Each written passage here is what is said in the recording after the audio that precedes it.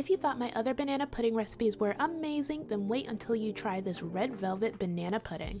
It's rich, creamy, and delicious, and I can't wait to show you guys how to make it, so let's get started with the video. First, we're going to prepare the red velvet cake using box cake mix. In a large bowl, add 4 room temperature eggs and ½ a cup of melted butter.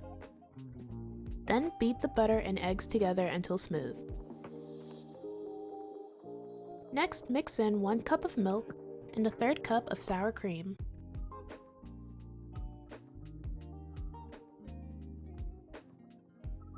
Now add the box cake mix and blend on low speed for 30 seconds. Then beat at medium speed for 1 to 2 minutes until smooth.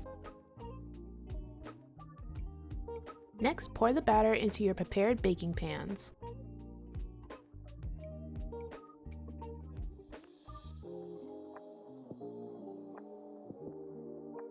Then bake the cake at 350 degrees for 24 to 29 minutes.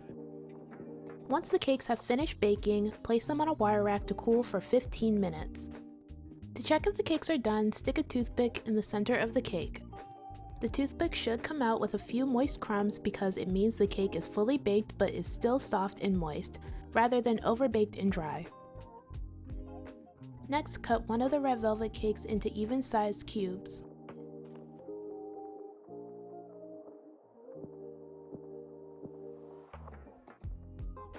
Then crumble the other cake into crumbs. When you're finished, set the cake to the side until you're ready to use it. Now we're going to make the pudding. In a large bowl, add 8 ounces of softened cream cheese, 14 ounces of sweetened condensed milk,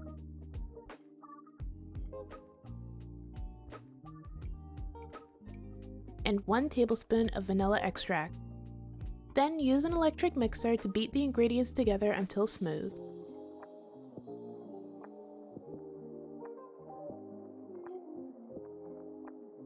Next, add instant vanilla and banana cream pudding mix.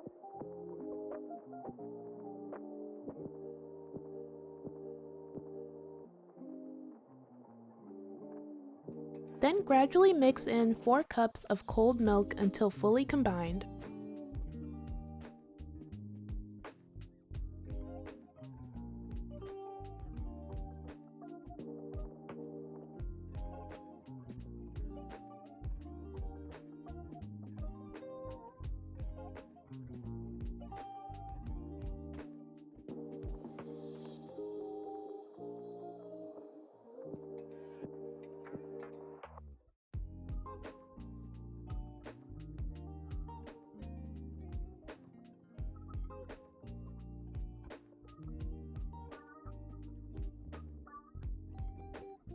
Don't forget to scrape the sides of the bowl.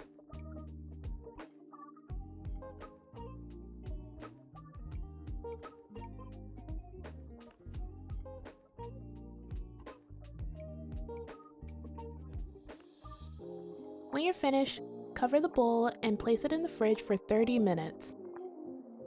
While the pudding is chilling in the fridge, we're going to make the whipped cream. For this, you're going to want to make sure your bowl is really cold. A cold bowl helps whipped cream form faster, thicker, and more stable.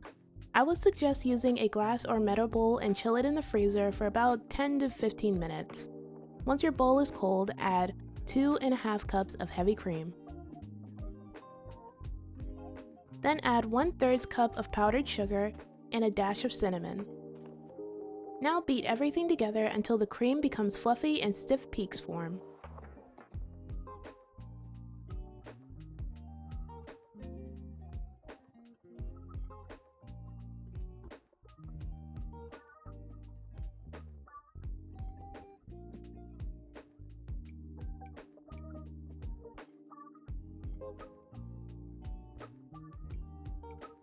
Once you finish making the whipped cream, the pudding should be finished chilling in the fridge. Remove the pudding from the fridge and uncover it. Then gradually fold the pudding in with the whipped cream.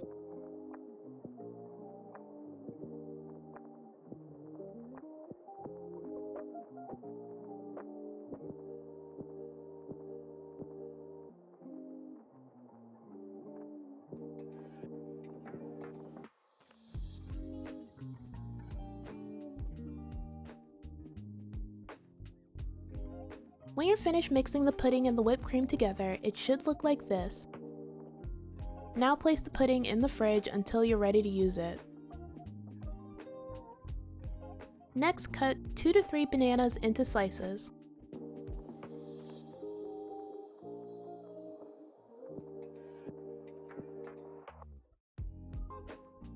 In a 9x13 baking dish, add a layer of pudding.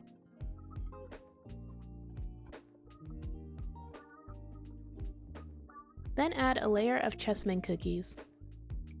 After adding the Chessmen cookies, add some crushed Nilla wafers. Then add a layer of the diced red velvet cake and the red velvet cake crumbs.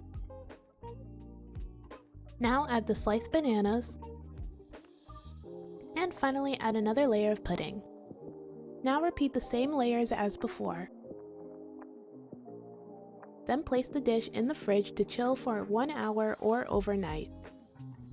Once the cake has finished chilling, add crumbled red velvet cake, cookies, and bananas on top.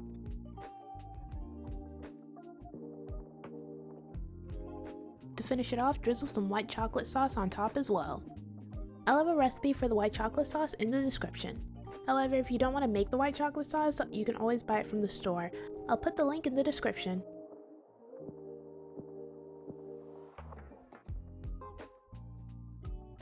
And that's it, you're all done.